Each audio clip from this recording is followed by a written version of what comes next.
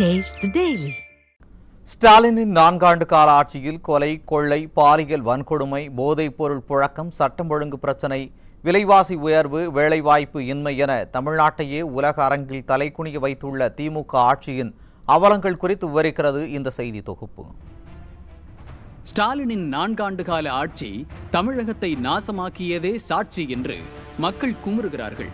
ஆனால் இதையெல்லாம் போட்டோஷூட் விளம்பரத்தில் தனி கவனம் செலுத்தும் முதல்வர் ஸ்டாலினுக்கு தெரியாது. ஆனால் ஒவ்வொரு ஆண்டின் முடிவிலும் தமிழகம் எல்லா துறைகளிலும் தலை நிமிர்ந்து நிற்பதாக வெற்று வசனம் வேறு பேசிக் கொள்கிறார்.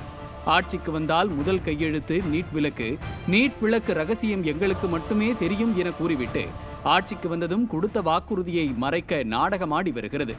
23 அப்பாவி மாணவ செல்வங்களின் உயிரிழப்பிற்கு ஸ்டாலினும் அவரது வாரிசும் உதயநிதியுமே காரணம் என பாதிக்கப்பட்டவர்கள் கொந்தளிக்கின்றனர். அடுத்து திமுகவின் பொய் வாக்குறுதியை நம்பி ஏமாந்த அரசு ஊழியர்கள் பொய் வாக்குறுதி அளித்து ஓட்டுகளை பெற்று பல்வேறு போராட்டங்களை நடத்தி பின் குழு அமைப்பதாக கூறி ஸ்டாலின் ஏமாற்றி வருவதாக அரசு ஊழியர்கள் கொந்தளிக்கிறார்கள். நம்ப வைத்து ஏமாற்றிய ஸ்டாலினுக்கு வரும் தேர்தலில் எதிர்க்கட்சி தலைவர் பதவியை கூட கொடுக்க மாட்டோம் என அரசு ஊழியர்கள் உறுதி பூண்டுள்ளனர்.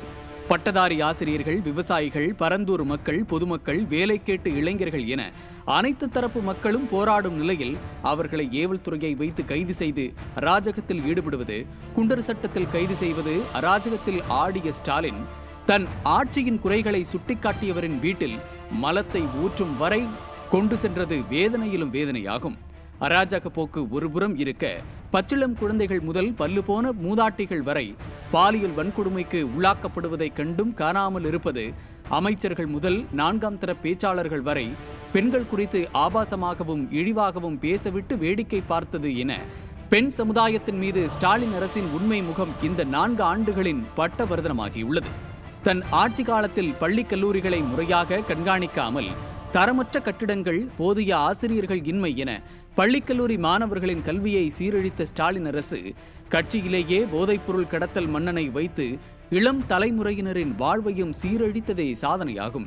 சட்டம் ஒழுங்கு என் நேரடி கட்டுப்பாட்டில் உள்ளது என வசனம் மட்டுமே பேசும் ஸ்டாலின் ஆட்சியில் அரசியல் படுகொலைகள், ஊழலை வெளிக்கொணர்ந்தவர்களின் படுகொலைகள், பட்டியலின மக்கள் மீது தாக்குதல், சாதிய தாக்குதல்கள் என கொலைகள், வன்கொடுமைகளின் தாக்குதல்களின் பட்டியல் மிகப்பெரியதாகும். இதையெல்லாம் திமுகவின் உடன்பிறப்புகள் மறுத்தாலும் திமுக அமைச்சர்கள் மற்றும் காவல்துறைக்கு நீதிமன்றம் கொடுத்த குட்டுகளையும் கண்டனங்களையும் யாரும் மறுக்கவும் முடியாது, மறக்கவும் முடியாது. இந்த லட்சணத்தில் 4 ஆண்டுகள் ஆட்சியை நடத்தி தமிழ்நாட்டை நாசப்படுத்திய திமுக ஆட்சியை 2026இல் துடைத்தெறிந்து புதிய சரித்திரம் படைக்க மக்கள் தயாராகிவிட்டனர். விளம்பரத்திற்காக அல்லாமல் மக்களுக்காக உழைக்கும் அதிமுகவை அரியணை ஏற்ற மக்கள் காத்துக் கொண்டிருக்கிறார்கள். நியூஸ் ஜே செய்திகளுக்காக தலைமை செய்தியாளர் முனைவர் கோ ஜெயக்குமார்.